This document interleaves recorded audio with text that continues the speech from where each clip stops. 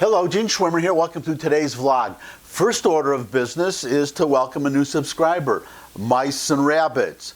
Now, either a bunch of mice and rabbits got together and pooled their resources to subscribe, in which case you don't have to do that, mice and rabbits, because subscribing is free. It doesn't cost you anything. You can all subscribe separately, and then I would have a lot more subscribers.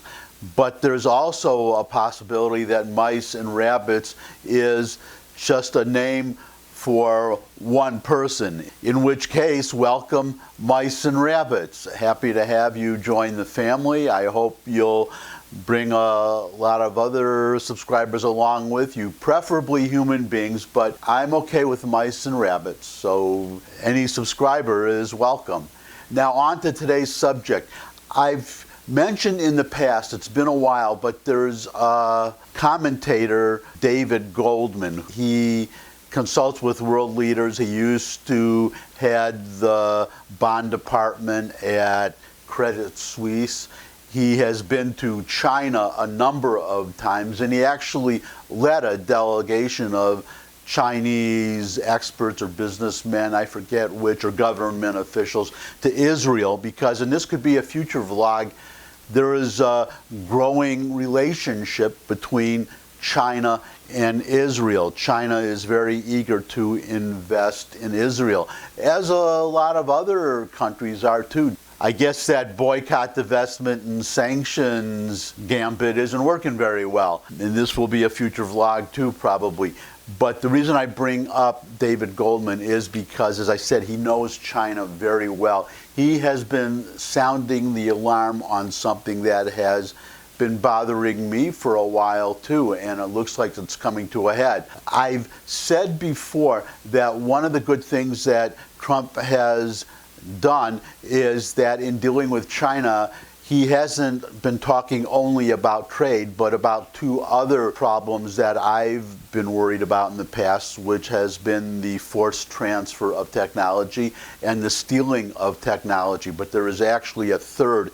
That's what Goldman talks about today. I'll just go right into some quotes here. I'll throw in some of my comments and then give you my goodbyes at the end, plus the usual begging and pleading for more subscribers. So here's the headline: time is running out. The U.S. needs a high-tech Manhattan project.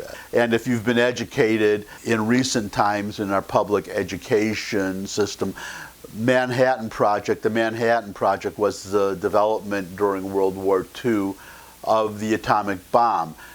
We just made it a priority to develop an atomic bomb. We put all the resources of the government and unlimited funding into creating the first atomic bomb. This is what Goldman is talking about, that we need a new Manhattan Project, a similar emphasis on, well, it looks like catching up to China in technology.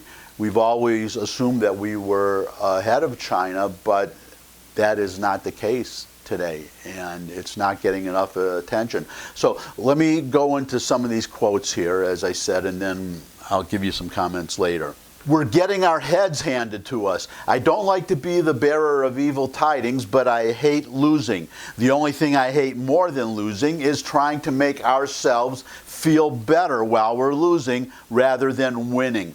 We need to wrest the initiative in high tech from China and reestablish American dominance in telecommunications, computation, artificial intelligence, materials science, chip design, and lithography, manufacturing, and other key fields. I don't care how much it costs. If we don't spend the money to ensure America's #1 position now, we'll go broke in any case. We sat on our hands while China's Huawei took the lead in the game-changing technology that will usher in what the Chinese call the fourth industrial revolution. 5G telecommunications, which we are rolling out at a snail's pace while China surges ahead, make possible industrial robots that design production processes by themselves, driverless cars, virtual reality controlled surgery at long distance, and a dozen other breakthroughs. China is getting the jump on us while we dither. Think Manhattan Project, think Sputnik moment, think JFK's moonshot, think Reagan's Strategic Defense Initiative. We need a grand mobilization of material and human resources to meet the challenge of the 21st century. And I'm just going to jump in here for a second about Sputnik, mentioning Sputnik, because as you can probably tell by looking at me, I was alive at that time. I was just a child. I was like 5 years old, but I remember Sputnik. The communist Soviet Union, they were considered to just be a backward, primitive, virtual third world country compared to us. And then they put, well, we had been very behind in rocket science. Basically, we just had the V-2 rockets that we captured from Germany after the war, and we were, I guess, just tinkering with them. And then suddenly, the Soviet Union puts a satellite into orbit around the Earth, the first country to do that. It was a real shock. It just shocked the whole country. Even though I was very young, I remember all the excitement about Sputnik, the major headlines, and what matters, what Goldman is talking about. The United States got off its rear end and decided to pour everything into catching up to the Soviets and then surpassing them. Then we had later JFK committing the United States to put a man on the moon within a decade. But what I'm talking about here is where the United States puts catching up to a competing country, puts that on the front burner and gets to work before we get left behind. That is what Goldman's talking about. You can't stop something with nothing, and all of our attempts to slow Huawei down have failed miserably. Excepting Japan, Israel, and Australia, every one of our allies has invited Huawei in to build 5G networks because the alternative would cost another 2 years and 50% more. Either they don't believe what we're saying about Huawei's capacity to spy on them, or they don't care. We shut down component sales to Huawei, and Huawei now builds smartphones and base stations with zero U.S. components. It now makes chipsets for smartphones and AI processors that rival the best America can produce. Now, what's important about this is, you may have been reading about this in the news, but we have been pressuring American companies not to sell computer chips and other technology to the Chinese to use in their electronics, Huawei specifically. So what the Chinese are doing, they're developing the capability to produce all these items themselves at a better price, it looks like, than we can do it. And these products will be put on the market. They'll start underselling us with these products. We think we're being smart by not selling to the Chinese, but we're hurting ourselves, and we are giving China an incentive to develop even more technology on their own without having to rely on the United States or any other country for that matter. That doesn't work. You cannot stop progress. If you read the article, and I always link to these articles, Mike Pompeo has been pressuring our allies. One of them is England. We have this budding relationship with the English now that they have left the European Union, with Boris Johnson talking about a trade agreement. Donald Trump asked the UK, asked Boris Johnson not to buy this 5G technology from China. He was very polite, but Boris Johnson said no. He said no, and the reports are that Trump got very angry, slammed down the phone, yelled at him, hung up, slammed down the phone. But that's not stopping Britain. They're going ahead, and so are other countries. That's not working. So to get back to Goldman, he says it very plainly.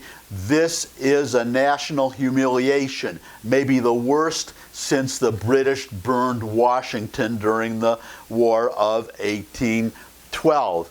And again, for those of you educated recently in our public education system, during the War of 1812, the British invaded the United States, and they, just as Goldman says, they burned Washington to the ground. The president had to flee Washington. That's what he's talking about, that this is almost as humiliating as that. Maybe even more humiliating. He says the worst since the War of 1812. And the reason that we sat on our hands is, as Goldman says in the quote I'm about to read you, is that we underestimate our competitors, we underestimate our enemies until they catch us flat-footed with our pants down, and then we have to play catch-up. The United States didn't see it coming for the same reason that no American agency considered the possibility that Pearl Harbor might be a Japanese target in December 1941, or the British military didn't consider the possibility of a Japanese land attack on Singapore in 1942. It simply didn't occur to America's intelligence services that the Chinese were capable of cornering the world market on a game-changing technology. It also didn't occur to Washington that China had developed sufficient capacities in semiconductors to produce its own high-end chips and ignore an American export ban. All of this has been out in the open for nearly 10 years. We just didn't believe the Chinese could do it. Well, they could, and they are doing it. We're not dealing with a bunch of sneak thieves. And this is the other thing. We were talking about, and I have been worried about the Chinese stealing our technology, which they have been doing. A lot of Huawei's technology has been stolen from us. But we are not dealing with a bunch of sneak thieves purloining American technology. China is now an innovation powerhouse on its own. We spent 20 years training a top-quality Chinese university faculty in science and engineering. 80% of U.S. doctorates in electrical engineering and computer science go to foreigners, and most of them go home. Chinese students have stopped applying to American universities, and Chinese companies won't hire Chinese kids with a bachelor's degree from a U.S. university because they assume that they're rich, dumb kids who couldn't get into a good Chinese school. China graduates 4 times as many STEM. STEM stands for science, technology, engineering, mathematics. China graduates 4 times as many STEM bachelor's degrees as we do each year, and twice as many doctorates.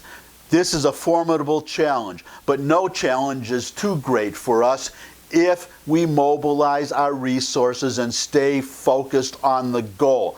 We can still win this one, but time is getting short. I agree. I just want to go back now to the penultimate paragraph before that last sentence that I just read you. Goldman is talking about the poor quality of our education now. He's talking about the teachers in China, the faculty of these universities. They studied in the United States.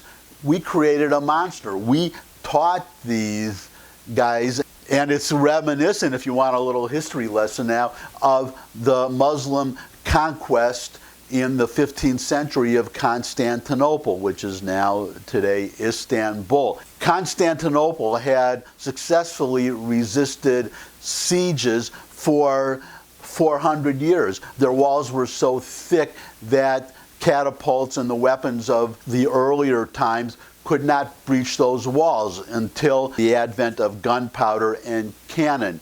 Once the Muslims, the Arabs, had those weapons, they were able to batter down the walls and conquer Constantinople. The reason I bring this up is, where did they get these cannons and this gunpowder? They did not create it themselves. They bought it from the West. Western merchants sold them the weapons with which the Muslims conquered Constantinople and then went on to conquer a large part of the world. That is an analogy of what's happening today, is that we trained the engineers who are now teaching in Chinese universities to now compete with us. But it's also a fact, unfortunately, that these Chinese scientists studied in an earlier time. The quality, as Goldman says, of the education now in our universities is not as good as in the Chinese schools. The Chinese studied with us, they learned, they took what they learned back to China, they caught up to us, and now, as far as Goldman is concerned, and again, he spends a lot of time in China, he knows a lot of Chinese government officials and scholars and scientists and so on. He says they have now surpassed us. Part of it is because we are not, well, it goes back to our lower schools. As Goldman says here, 80% of the U.S. doctorates in electrical engineering and computer science are going to foreigners. Why 80%? Because we are not training enough Americans to be able to qualify for these schools, to go into these scientific subjects. It looks like the quality, though not as good as the Chinese universities, again, according to Goldman, the training is still pretty good, and there is a real problem that Trump has also been dealing with. I don't know if he's been dealing with it to the extent I would like him to, but trying to curtail the ability of Chinese students to study in American universities. Well, I mean, to study English and literature, that's fine, but to study in STEM fields, because they don't stay here. They take what they learned and they go back to China. But what I'm worried about is that the social justice warriors, the liberals who have taken over the universities and ruined history and literature and art, they're now moving into the technical fields. I won't go into it now. It's a subject for another vlog. I won't go into it into detail, but you can read extensively about it on your own, that the social justice engineers are trying to, well, first of all, in order to get more of their selected minorities, because they're not talking about Jews and they're not talking about Asians, they're talking about Hispanics and African Americans and women, to get more into the scientific fields, to outreach to them, but also in some cases to lower standards, to increase the number of minorities. That's one thing in these STEM fields. But another problem is that they are asking the engineering departments, for instance, to have social consciousness. The point that I'm getting at is that our Chinese competitors are not messing around with that nonsense. They are just studying science as science. They're studying mathematics as mathematics. No social engineering to have anything to do with it. And they also have more Chinese going into these fields than we have Americans. Again, 80% of the students in these graduate programs, these STEM fields, they are foreign. They are not Americans. If we stopped the foreigners from studying, then I guess these classes would be almost empty. They would be only 20% full. I could go on, but I won't. I'll save more for another vlog, but I did want to mention this. I think it's a real problem. It really does bother me, like a lot of things, but this really does bother me, the notion of falling behind China, falling behind a communist country.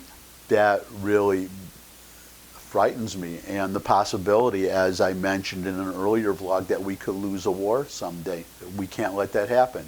And I guess this is my second sad vlog in a row. Yesterday was the decline of the quality of life in New York. And I said then that there were so many of these events that I could have made that vlog much longer. Well, there has been a couple more events since I recorded that one only yesterday that I'm going to have to do another New York City incline update very soon because the decline is so bad. But now I'm getting off the subject.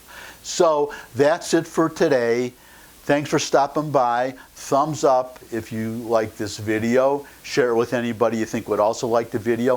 If you've got any comments, then you can put them in the comments section below the video. You can also suggest future topics. You can ask me questions in that comment section. You can also subscribe. I could use more subscribers, so subscribe, subscribe, subscribe, and finally come back and see me again. I look forward to seeing all of you again. And until I do see all of you again, bye.